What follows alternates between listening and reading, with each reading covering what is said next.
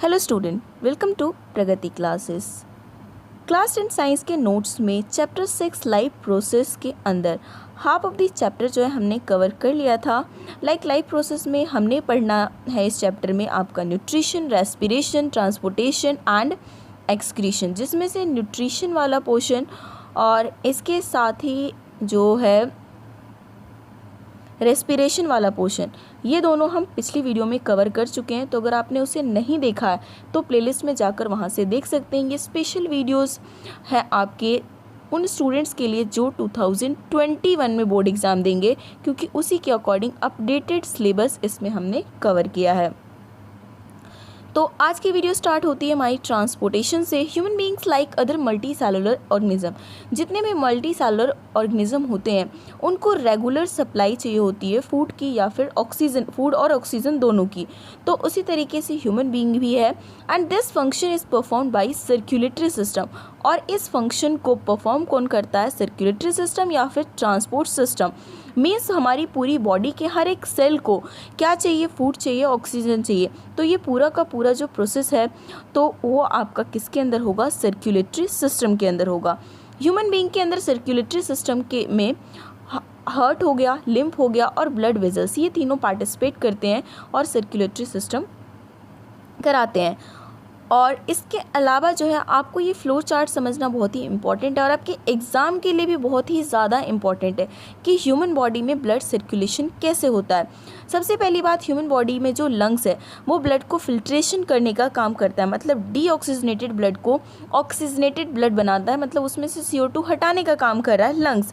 अब वहाँ से जो है पल्मोनरी वेन लेकर आएगा, लंग से पल्मोनरी वेन लेकर आएगा हार्ट के लेफ्ट आर्टरियम में ब्लड को, लेफ्ट आर्टरियम से जाएगा लेफ्ट वेंट्रिकल में, वहीं पर कनेक्टेड है एरोटा जो कि पूरी बॉडी में कनेक्टेड होता है और यहाँ से क्या करता है? ऑक्सीजनेटेड ब्लड पूरे बॉडी के ऑर्गन को पहुंचा देगा। अब जैसे ही वो बॉडी ऑर्गन में पहुंचेगा तो क्योंकि साथ ही के साथ रेस्पिरेशन प्रोसेस भी चल रही है हमारे यहाँ, तो रेस्पिरेशन भी चल रहा है, उसकी वजह से उसमें CO2 क्या हो जाएगा? मिक्स हो जाएगा। मीन्स अब ब्लड क्या हो गया?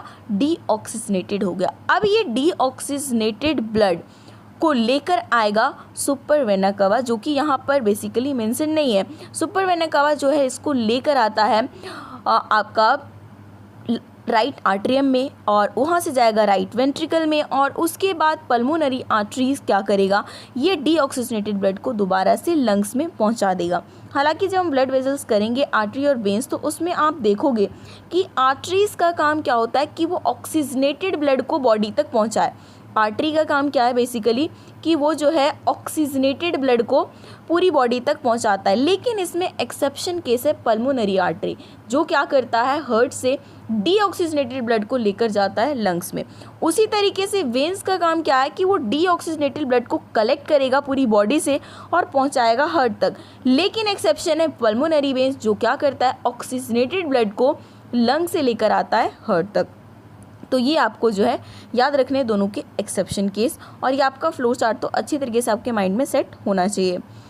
अब बात करें ब्लड सर्कुलेशन को लेकर, जो कभी कभी आपसे हार्ट का ये वाला डायग्राम भी आपसे बनवा सकते हैं, तो इसलिए जितने भी डायग्राम्स हैं आपके बायो में तो उन सबको आपको एक एक बार तो प्रैक्टिस कर ही लेना चाहिए।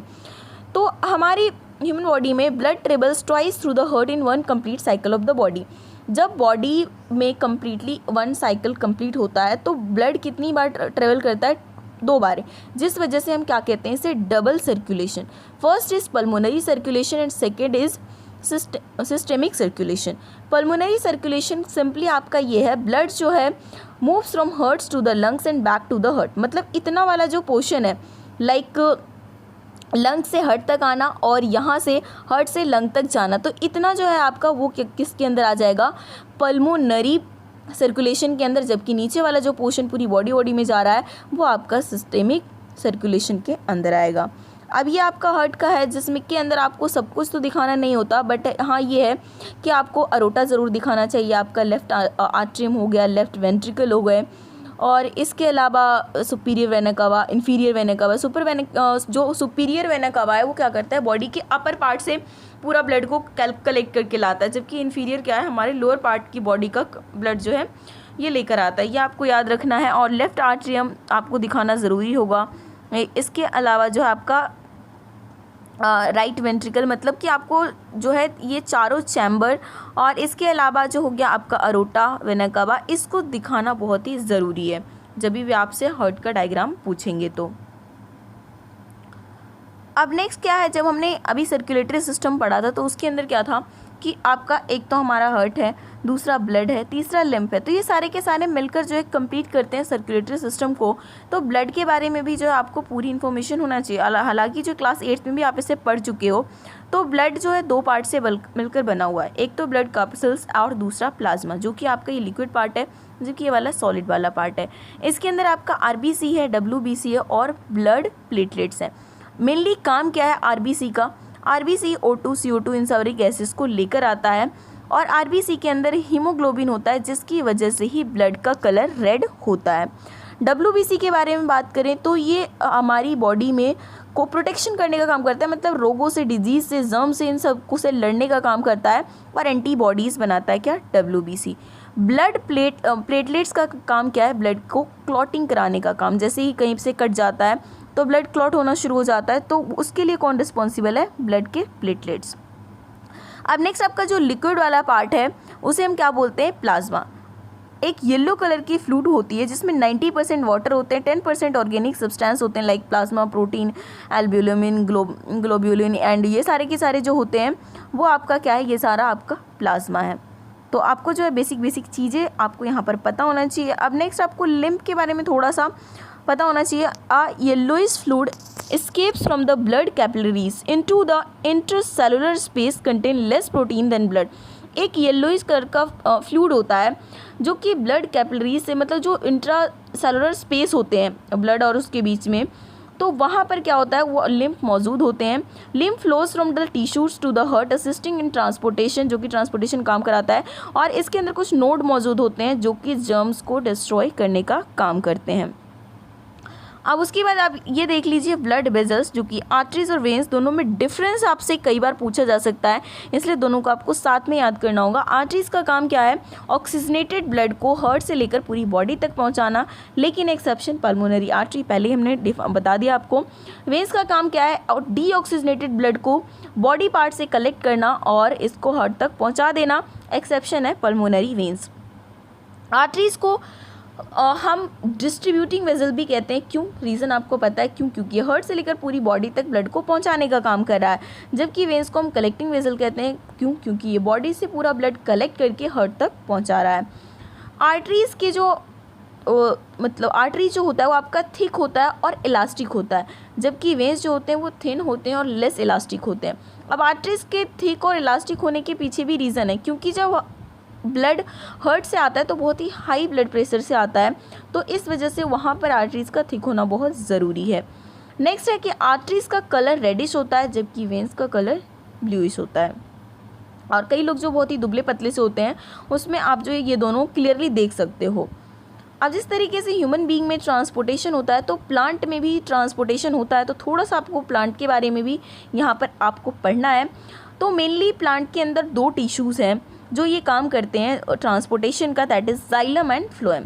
जाइलम का काम क्या है, वाटर मिनरल्स को रूट से लेकर और पूरी बॉडी तक, पूरी जो प्लांट का पार्ट है वहाँ तक पहुँचाने का काम, जबकि phloem carries product of photosynthesis from leaves to the other part. जबकि फ्लोएम का काम क्या है कि जो भी फोटोसिंथेसिस से जो भी चीज़ बनी है, जो भी प्रोडक्ट बना है, उसको लीव से लेकर प्लांट के पूरे पार्ट तक पहुँचाने का काम। अब नेक्स्ट है आपका ट्रांसपीरेशन और ट्रांसलोकेशन। इसमें जो है कभी कभी आपसे डिफरेंस पूछ लेते हैं या फिर अलग अलग टर्म्स को भी आपसे डिफाइन करवा सकते हैं। एमसीक्यू में भी आपको ये क्वेश्चन देखने को मिल सकता है। So transpiration is the process of loss of water as vapours from aerial part of the plant. Plant क्या करते हैं, प्लांट में हम इतना ज़्यादा वाटर डालते हैं पर फिर भी बहुत ही जल्दी सूखने लगता है। क्यों, क्योंकि वो करता है ट्रांसपीरेशन की प्रोसेस, जिसमें वो बहुत ज़्यादा अमाउंट ऑफ वाटर जो क्या करता है, लूज़ कर देता है in the form of vapour. कहाँ से करता है, एरियल, जो भी प्लांट के एरियल पार्ट होता है वहाँ से। अब नेक्स्ट आपका ट्रांसलोकेशन क्या है, it is transport of food from leaves to different part of the plant. मतलब कि लीव्स में फोटोसिंथेसिस की प्रोसेस से फूड बनता है, वहाँ से फूड को ट्रांसपोर्ट करना पूरे प्लांट के पार्ट में, उस प्रोसेस को हम कहते हैं ट्रांसलोकेशन।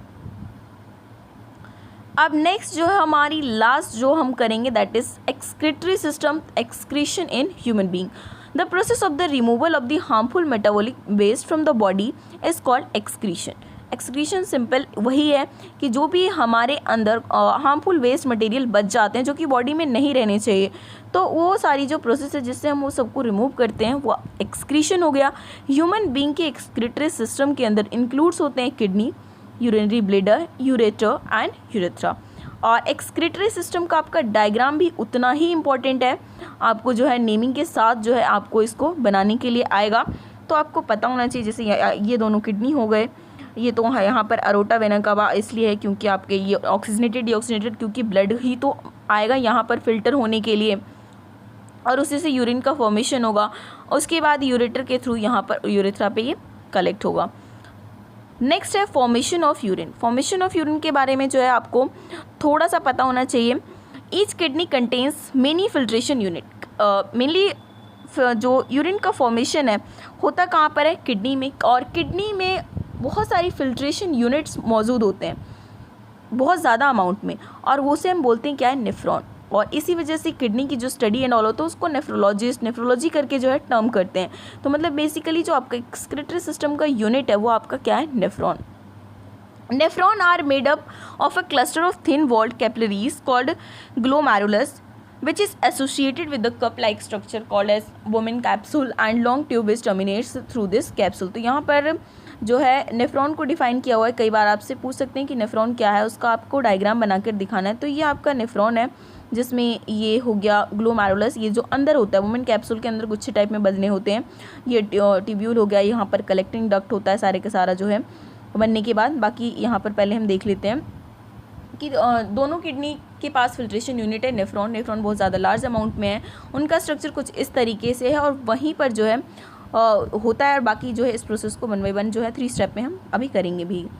तो बेसिकली होता क्या है, जो रीनल आर्टरी है जो कि आपको यहाँ से दिख रहा होगा, renal artery brings in blood containing waste substance. Blood को वो लेकर आता है जिसके अंदर वेस्ट सब्सटेंस मौजूद है। कहाँ पर? किडनी में। किडनी क्या करता है? ब्लड को फिल्ट्रेशन करता है। और किडनी भी नहीं, किडनी के अंदर जो नेफ्रॉन है वो इसका काम करते हैं। Urine produced in the kidney passes through the ureters. अब जितना भी यूरिन वहाँ पर प्रोड्यूस होगा किडनी में वो पास हो जाएगा यूरेटर से लेकर यूरिनरी ब्लैडर में जहाँ पर ये स्टोर रहेगा जब तक कि ये रिलीज़ ना हो जाए।